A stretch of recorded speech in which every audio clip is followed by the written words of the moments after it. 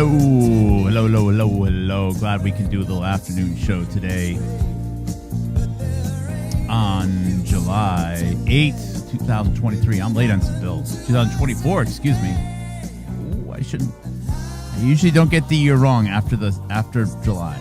That's not good. 2024, Mark Kulak, Houstonic.live, and just a couple quick readings today, a couple quick notes that I think you'll find incredibly interesting.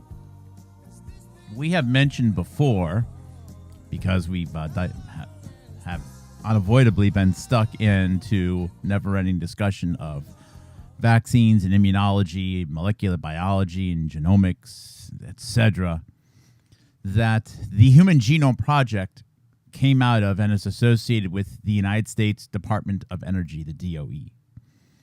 And this connection is true. I'm sure there's a billion nuances that I myself am unaware of. But I thought you might find it useful to review a little bit of the encyclopedia background on this stuff. Just for your own benefit, to know that, we're not just making this type of stuff up. Now, the United States Department of Energy, and I apologize if I mischaracterize this, has as high a level of how would you say, data classification as any other agency within the United States government. And that's because, well, you can make energy in more ways than just hydroelectric or coal or etc. You could also use a nuclear reactor. And nuclear reactors and atomic energy, of course. Now you're talking about the threat of nuclear weapons, of enriched uranium, and if it gets into the hands of the wrong people and you do the wrong things with it, all life on Earth can end. So, of course, they have justified having this super high-level classification. Although the DOE itself actually came out of the was created out of the AEC. So we think of the DOE as just, they must also cover fuel, gases, natural gas, etc. But it all came out of the Atomic Energy Commission. Everyone's fighting for a reason why they should have the most money and the highest level data classification. So the fact that the DOE of all people, all agencies connected to the Human Genome Project, which seems so, like, what does that have to do? Other than the fact that obviously there's going to be a lot of money in it, a lot of power, etc. How could they have justified this? So I thought I would review some of that. And also I wanted to go over a 1988 memo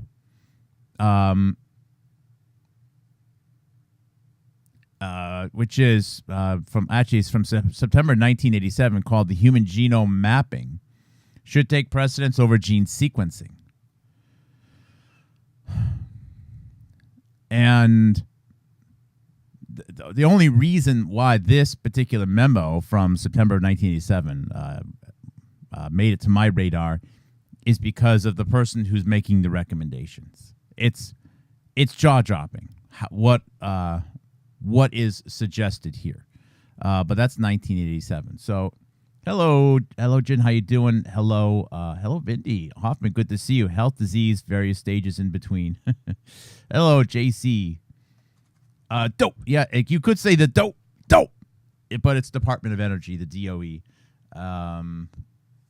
Yes, so we won't be too long today. I'm late on several other things, but I know that you will find this interesting. So I did not go through billions of different articles ahead of time to try to find the one which would best capture this. So just these two paragraphs alone, I think, will be quite educational. So this is from the Embryo Project Encyclopedia, maintained by Arizona State University. So a little story, a little summary of the Human Genome Project, started in 1990, ending in 2003. So the Human Genome Project, or the HGP, was an international scientific effort to sequence the entire human genome. That is, to produce a map of the base pairs of DNA in the human chromosomes. most of which do not vary among individuals. The HGP, the Human Genome Project, started in the United States in 1990 as a public effort and included scientists and laboratories located in France, Germany, Japan, China, and the United States. Scientists hypothesized that mapping and sequencing the human genome would facilitate better theories of human development, the genetic causes and predispositions for a number of diseases, and individualized medicine. Narrators note that the Human Genome Project was justified by finding genetic causes of diseases. And many people, and Robert Malone definitely was not alone in this, okay? Not like this was his brainchild. But, he does say a lot of stuff that is true. And there were many scientists in the in the 1980s and 1990s that believed that someday there would be someone at every hospital, a retrovirologist who I guess would use retroviruses to cure human diseases, genetically caused diseases. So this mapping of the human genome, as it's being described here, correlates both time-wise, and there's a dependency between this and the ability to, as some foreshadowed or envisioned, someday curing genetic diseases, possibly using engineered retroviruses to perform that genetic therapy. The Human Genome Project, alongside the private effort taken up by the company Celera Genomics, released a working draft of the human genome in 2001 and a complete sequence in 2003. The history of the Human Genome Project ripples beyond biomedical science and technology into social, economic, and political. And the second paragraph here. The conceptual foundations of the Human Genome Project emerged in the United States in 1985, when the Office of Health and Environmental Research in the United States, when the Office of Health and Environmental Research of the United States Department of Energy, the DOE in Washington, D.C., proposed the Human Genome Initiative. So the DOE, or I should say the offshoots of the old AEC, Atomic Energy Commission, proposed the Human Genome Project. Let's continue. The Department of Energy's interest in the Human Genome Project grew out of efforts to study DNA changes in atomic bomb survivors of Hiroshima and Nagasaki, Japan. So the DOE is so concerned and believes they have a monopoly, on understanding genetic modifications because of the atomic bomb. I've received criticism that I talk too much about the atomic bomb. I've received criticism that I say things like the atomic bomb is used as cover for the pursuit of advancing the understanding of genetics. It sounds ridiculous. Now, of course, this is not an official government source. It is from the University of Arizona, however. But it's right there. They were saying, the Department of Energy saying, well, we're studying all those people that had genetic mutations from the atomic bomb. And that's why we should control the Human Genome Project. I'll read it again. The Department of Energy's interest in the human genome grew out of efforts to study DNA changes in atomic bomb survivors of Hiroshima and Nagasaki, Japan. In 1986, United States federal advisors argued about whether the National Institutes of Health, the NIH, located in Bethesda, Maryland, or the Department of Energy should undertake the project. Several agencies of the government became involved in the debate. Then in 1987, the director of the National Institutes of Health, James Wingarden, that's Wingaarden, testified before Congress that a new organization within the NIH was needed to administrate the Human Genome Project.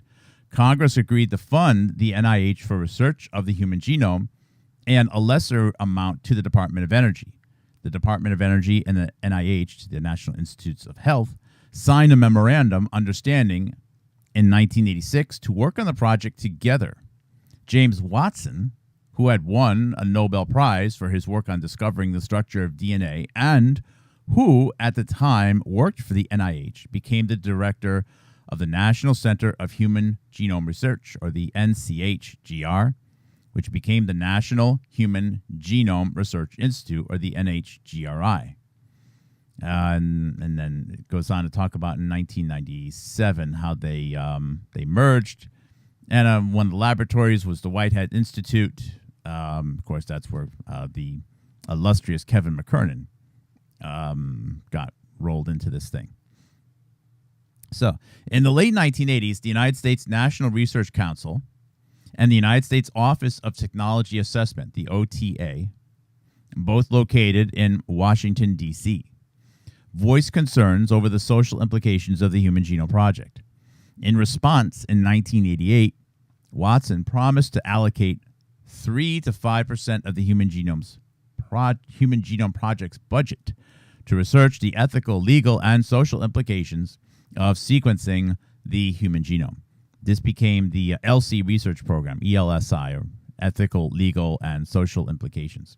The goal of the ELSI was to predict the social implications of the Human Genome Project and to provide policy and regulatory options to prevent problems. In 1989, an ELSI working group led by the geneticist Nancy Wexler, W-E-X-L-E-R, a professor at Columbia University, was formed to identify ethical, legal, and social issues that would be involved in the sequencing.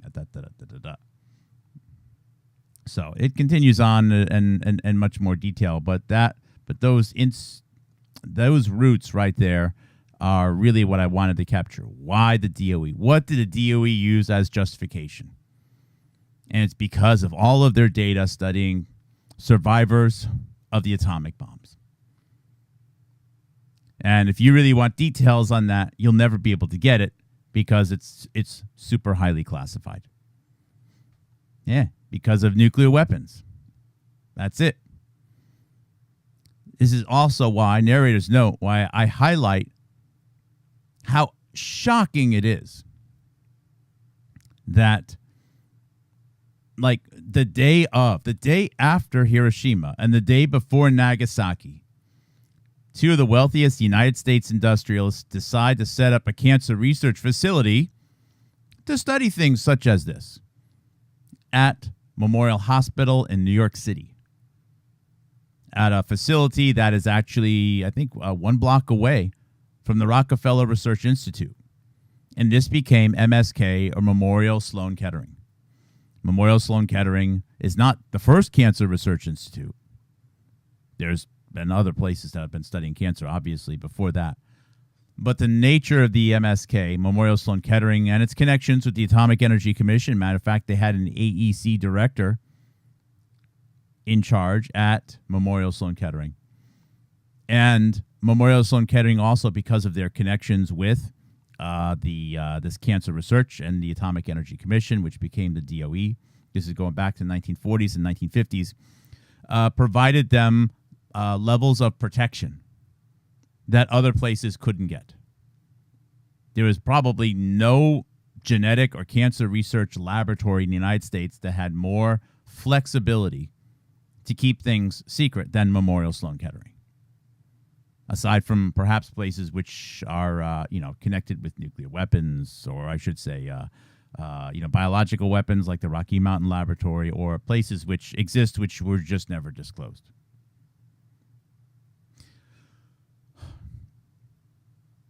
Before I continue with the next article, talking about before I finish this highlight of Memorial Sloan Kettering, the scientists which were involved at Memorial Sloan Kettering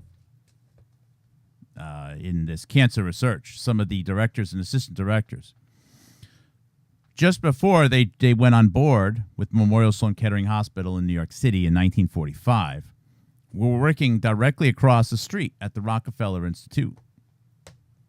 And at that Rockefeller Institute, the scientists were in direct communication over the era of 1943, 1944, and 1945 with this musician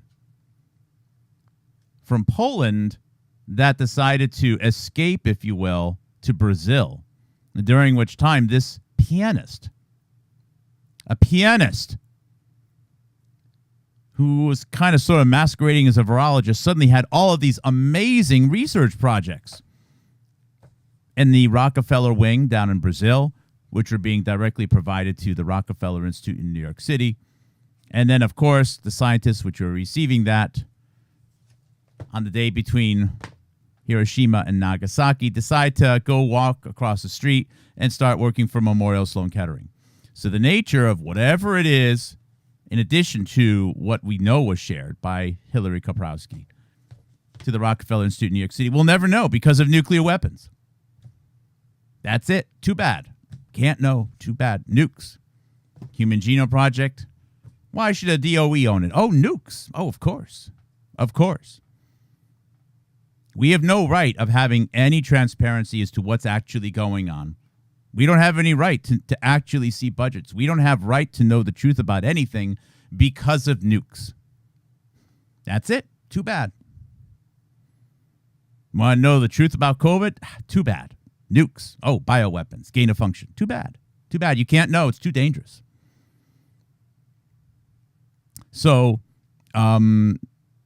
while I fully embrace the ridicule that such a position takes on, the truth is that it is impossible for anyone else to ever make any progress, meaningful progress, on what's actually going on, so long as they demand we accept the nuke weapon premise. So even if I'm wrong, at least I'm demanding that we know one way or the other. No one else is demanding that. So the next article I wanted to highlight here, let's see, I got to flip around between a few screens. Hold on one second. And I'm going to do a little bit of chat. And today's show is not going to be super long. Again, I'm late on some bills.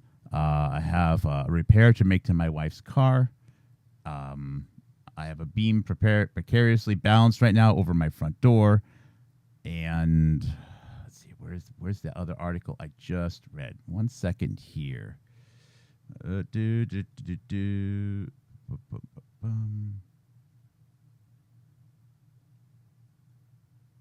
Nope, it's not that one.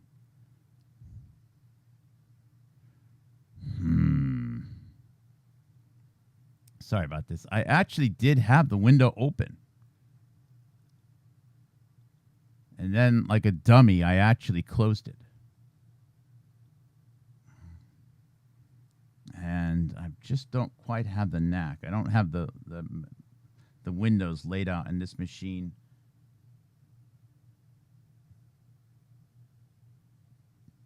Oh, where is it? Are you serious?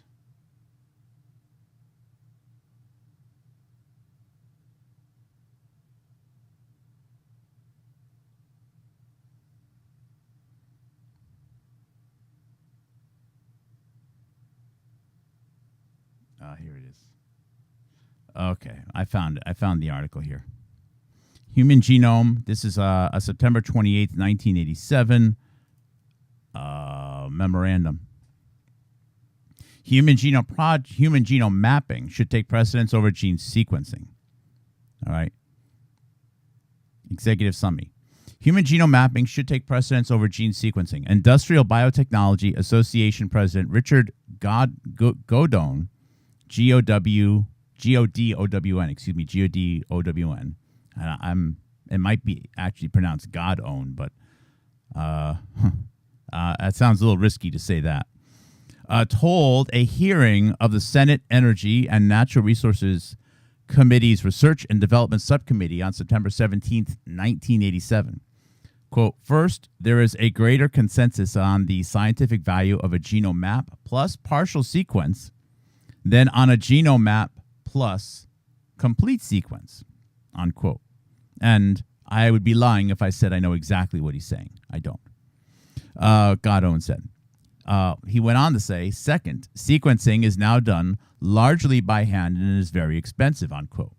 Obviously, this is before Godone bumped into Kevin McKernan at the cat show, at the cat grooming competition. He had all the answers on how to make it faster. Until automated sequencing technologies are available, Godone pointed out, sequencing could cost as much as $6 billion, an estimated 6 billion bases to be sequenced at $1 per base. In testimony to the subcommittee, J&J Director of Advanced Technology Jack McConnell asserted, quote, if you want the United States to maintain its position as a dominant force in the pharmaceutical industry in the world, I cannot imagine letting this opportunity to pass us by. McConnell cautioned the group. Period. McConnell cautioned the group. I'm sorry, I have to start this again. McConnell cautioned that the, quote, group or institution that first gains access to the information from mapping and sequencing the human genome will be in a position to dominate the pharmaceutical and biotech industry for decades to come, unquote. The hearing was scheduled to review Senator Domenici's, a Republican from New Mexico, bill to establish and fund federal research in human genome mapping and semiconductors. What the heck? Human genome and semiconductors?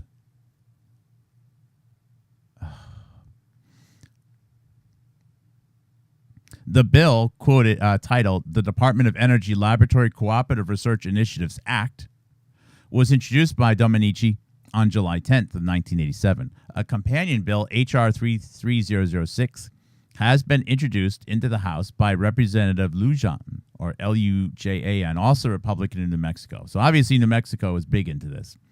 The Senate bill would also create centers in academia, Department of Energy labs, and private industry for superconductivity research, establish institutes in entrepreneurial studies, and allow directors of the Department of Energy, the DOE facilities to, quote, enter into cooperative research development agreements with a United States firm or industry, unquote. And this is why I'm reading it, this next sentence. White House, Office of Science and Technology Policy, Deputy Director Designate Thomas Rona, citing the potential mapping in identifying genes implicated in inherited disease, said the map of the entire genome should be the highest priority among the 1 billion, 4.8 million, whatever it is, proposed initiatives. I'm probably reading that right, improperly. Rona also maintained that DOE, the Department of Energy, should be the lead federal agency for the project. So the Office of Science and Technology Policy, the OSTP, and I've done some work on them before. Who is the OSTP?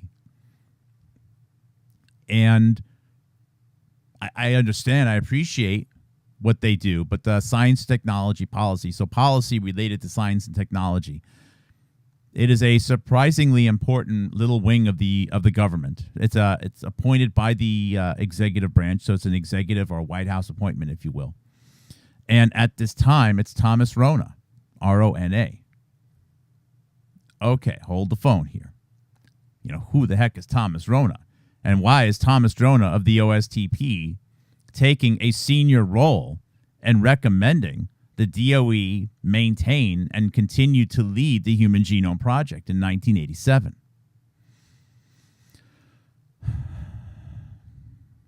Well, for some of you, this may be review, but for some of you, it won't be.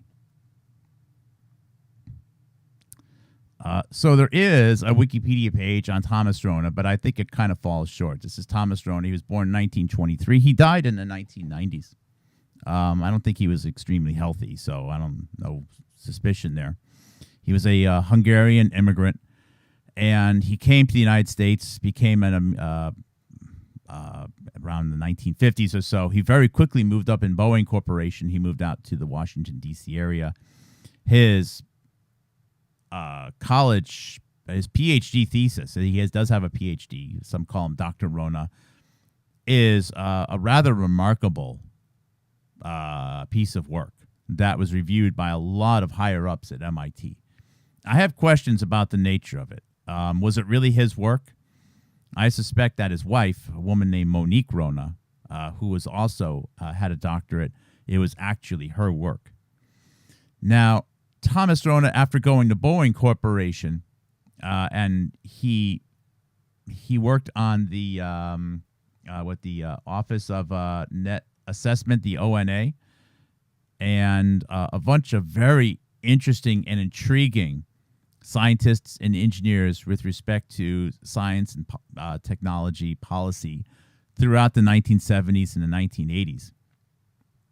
And in particular, had a lot of distant connections to GTE Corporation as well. He wrote a paper in the early 1970s while he was working at Boeing Corporation where Thomas Rona invented the word. Do I have it in front of me here? I usually have this book within reach. I don't have the book in front of me right now. But he created the word information warfare. So when you hear phrases like information warfare, that's Thomas Rona. This is Thomas Rona's word. Thomas Rona wrote a book also in the 1980s called Our Changing Geopolitical Premises, where what he did was, and I'll show it on the screen, but it won't do it any justice. You can actually find this yourself if you dig around, okay? Is that he started mapping out different weapon classes and how different types of weapons could respond to other types of weapons, and effectively was breaking warfare down into being more algorithmic. So we used to have warfare, where people would charge on the field and there'd be, horrible slaughter.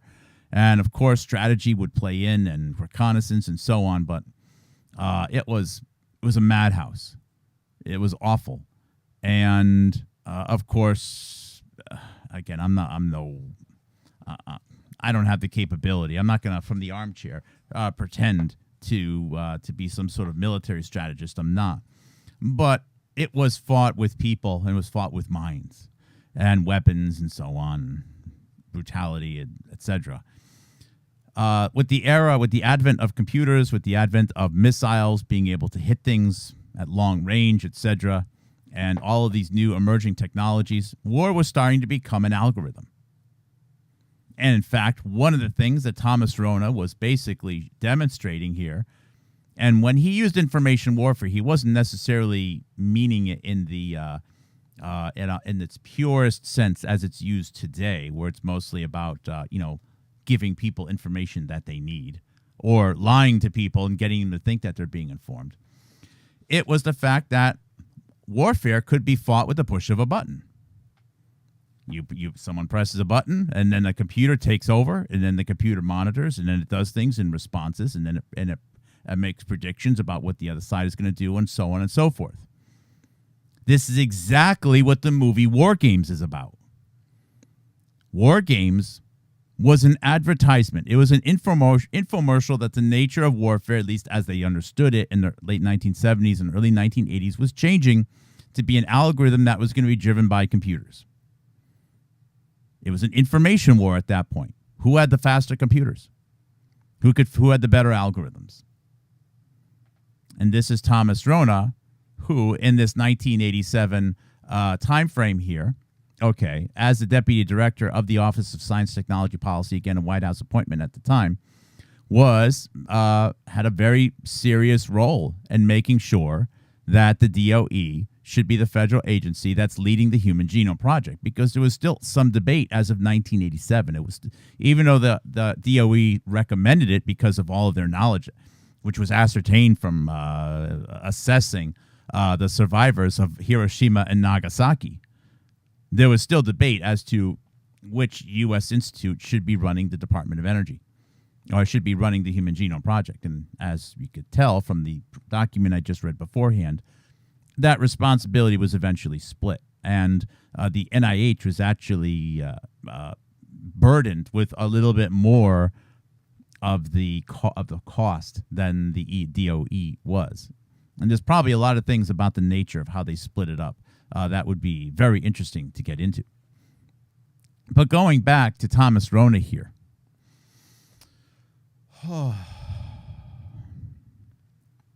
Aside from the fact that he was with Boeing, aside from the fact that he became the OSTP director for a short while, again, there were a lot of people coming in and out of that role. Aside from the fact that he Oh, my goodness.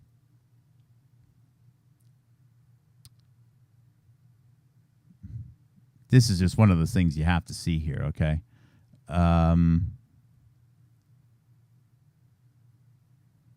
Where's the document? I apologize for the scrolling here. He was one of the primary names on the working group that was built during the Reagan administration, and this was their final output. The Future Security Environment report of the Future Security Environment Working Group submitted to the Commission of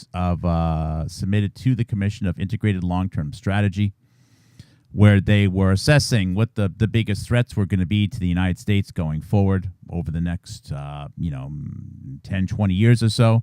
This research was being done in the 1980s. The chairman was Albert Wohlstetter. United States Nuclear Weapons Doctrine. Members included Zbigniew Brzezinski, General Andrew Goodpasture, Dr. Henry Kissinger, Dr. Joshua Lederberg, of course, Bernard Shriver, and on the list of other working group members, of course, is Dov Zakheim. You know him about the 9/11 and the autopilot conspiracy. Thomas Rona, Fritz Ermath, David Epstein, no relation to Jeffrey. David Epstein, interesting dude, though. Elliot Cohen, etc., etc., etc. And then, of course, primary signatures, Andrew Marshall, who Steve Pachenik said was the most evil person to ever live and the worst thing that ever happened to the United States, which probably means that Andrew Marshall, I think, was actually one of the good guys. Just saying. Anyways, the craziest conspiracy of them all, okay, is that this man, Thomas Rona, who's making this recommendation as the OSTB, Office of Science Technology Policy Director in 1987, to remain under the control of the DOE versus the National Institutes of Health, his wife, Monique Rona, ran the computer center at the University of Washington and is responsible for the introduction of Bill Gates to Gary Kildall. I'm going to repeat that. Gary Kildall and Bill Gates met because of a fascinating woman lost in history named Monique Rona, who's married to the guy.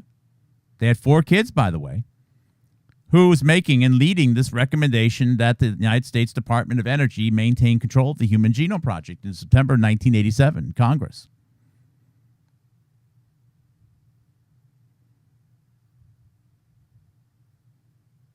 Monique Rona is a fascinating story. She should be recognized by the many of the societies for the computer sciences and the ACM, the Association of Computing Machinery, as a visionary, or I should say as an early leader, as a female in the computer sciences. She was actually programming DEC PDP-11s or PDP-8s that were responsible for various oceanography assignments. Again, a lot of that work was sort of being led by the University of Washington in 1960s and 1970s. And then, sadly, she died in a car accident on a side street with a 15-mile-an-hour speed limit on a Sunday morning, the day after the first of her 4 children got married. And in the same month that Microsoft Incorporation was made. And she's gone.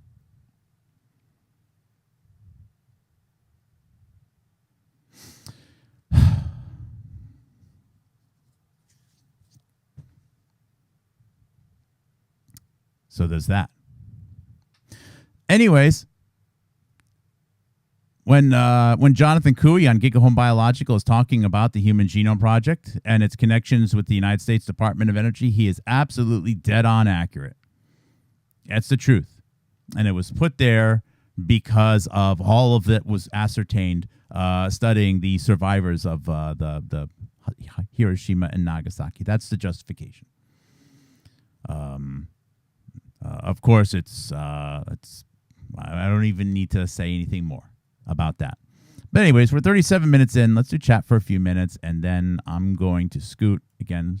I think good length program here. The more I know about Reagan, the more I I love that one. Oh, let me see. I always goes to top chat by default. Yeah.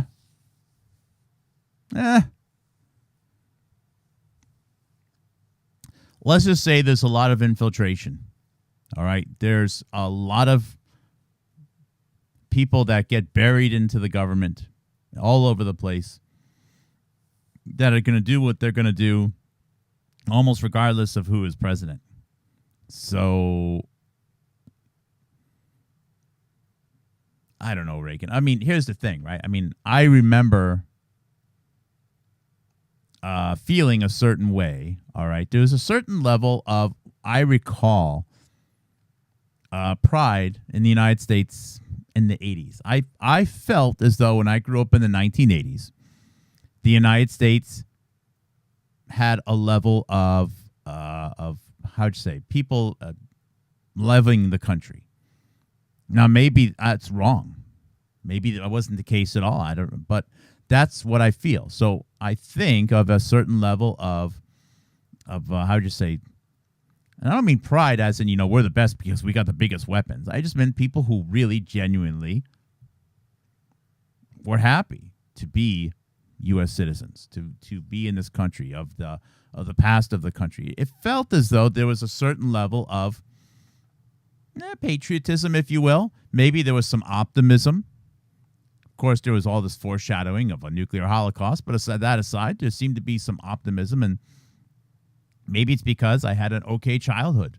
You know, I felt loved, that I associate that sense of security with the person who was president at the time, who was Ronald Reagan. And it felt as though he cared.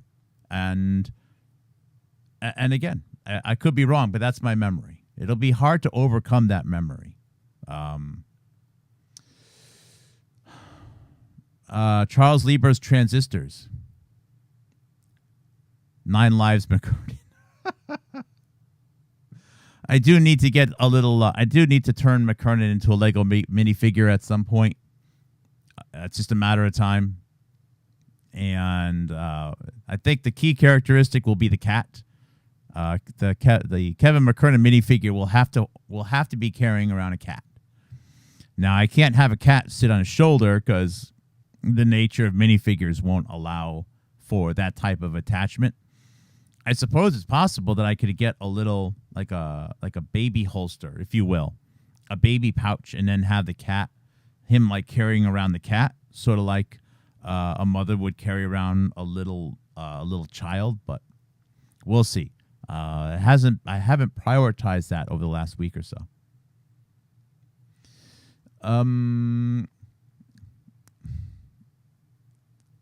Welcome to Noah's Ark.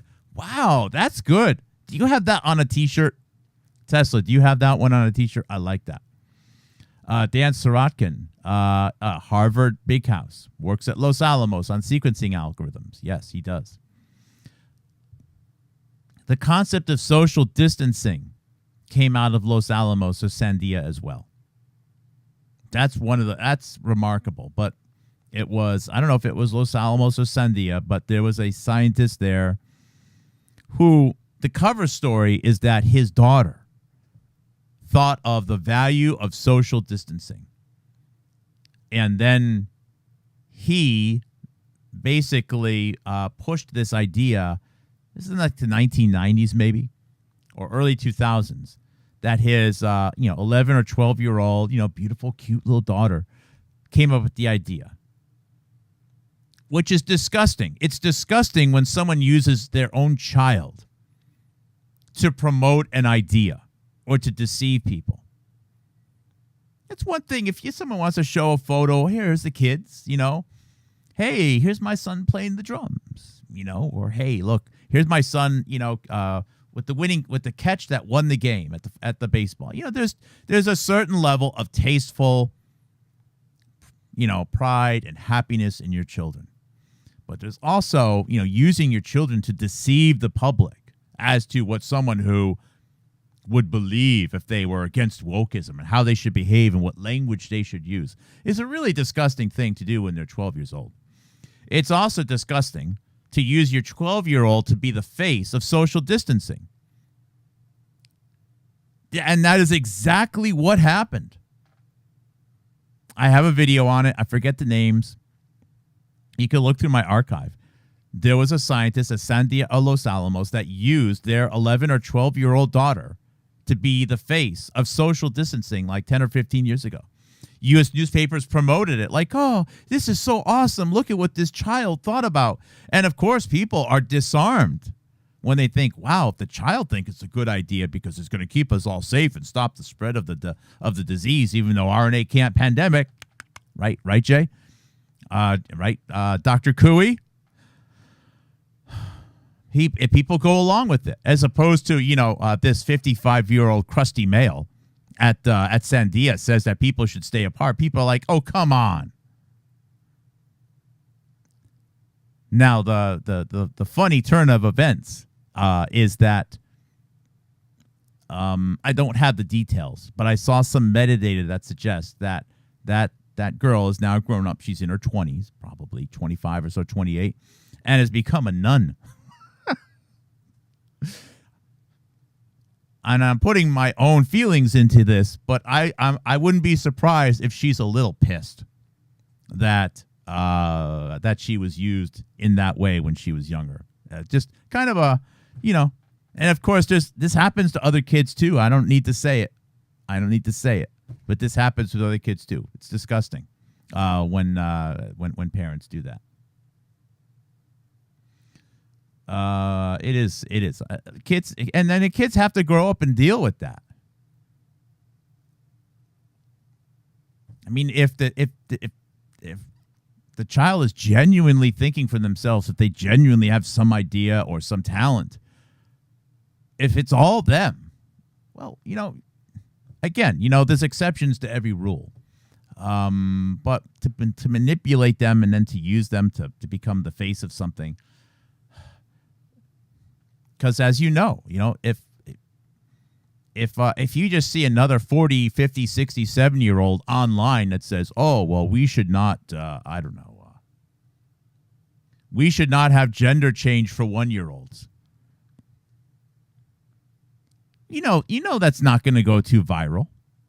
But you also know, and this is true, if a 12-year-old, especially a cute 12-year-old, handsome 12-year-old boy in a bow tie or a cute young girl, of that age group in their very, immature voice says, we really shouldn't have gender changes for 1-year-olds.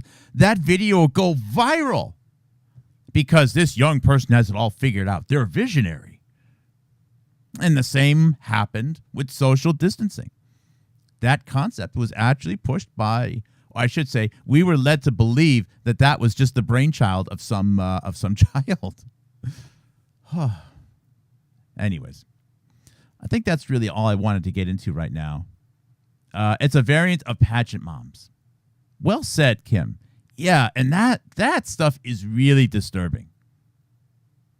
The pageant mom things, or when they use the kids in those competitions, and I don't know. It just feels odd. It just feels odd. But again, I don't want to take my channel and focusing on that. But in this particular case, though, it's just the using of the kid thing.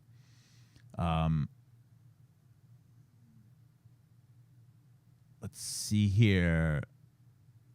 Yeah, so there's Dan Sorotkin, and I think that's it. I think that's all I really wanted to get into today. I don't believe I said anything that is going to be strike-worthy, which is good. I will upload my last night's show soon.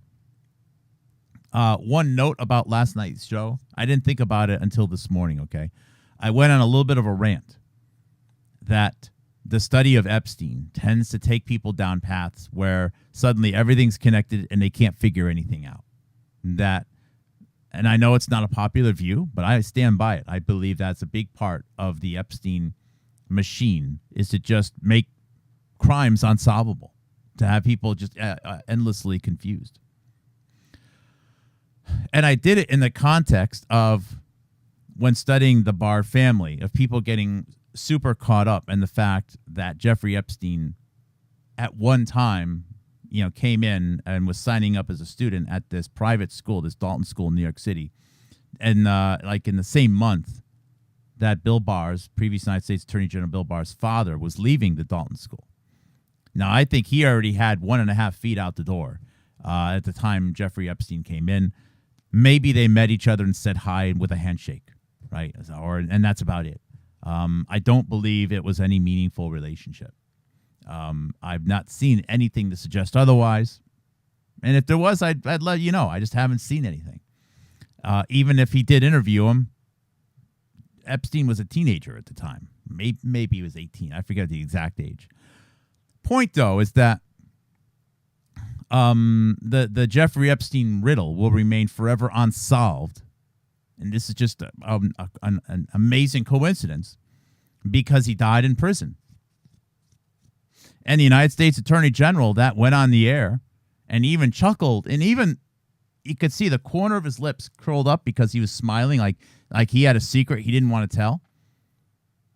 That upon the death of Jeffrey Epstein, which, of course, the data and photos released makes it look very suspicious. Some people don't think he even actually died. That's all framed. But the United States Attorney General that had to respond to that was Bill Barr. So talk about being close to home. And just that story alone, when you really think about it, almost reinforces everything I went on a little bit of a tirade about last night. Of all the people.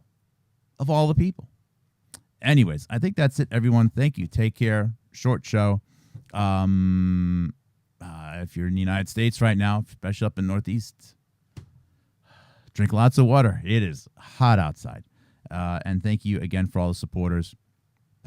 I'm looking forward to this week. We're just going to keep the streak going. We're going to keep the streak going this week. Why not?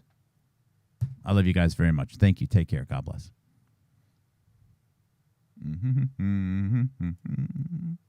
Grampy.